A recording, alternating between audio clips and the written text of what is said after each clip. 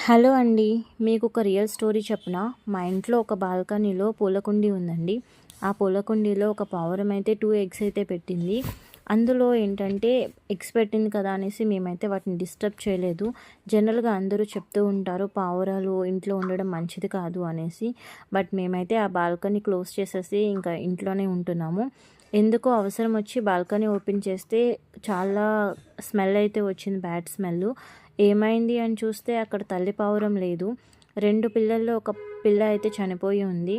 ఇంకొకటైతే ఎలైవ్‌గా ఉంది. బట్ దాని చుట్టూ కూడా చూసారా ఎంత ఇన్ఫెక్షన్ ఫామ్ అయిపోయిందో.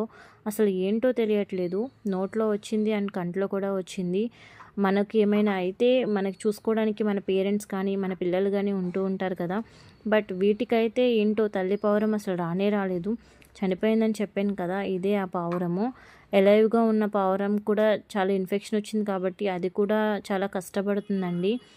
సో, చాలామంది ఇప్పుడు చెప్తూ ఉన్నారు కదా బర్డ్ ఫ్లూ అనేసి. సో, కేర్‌ఫుల్‌గా ఉండండి.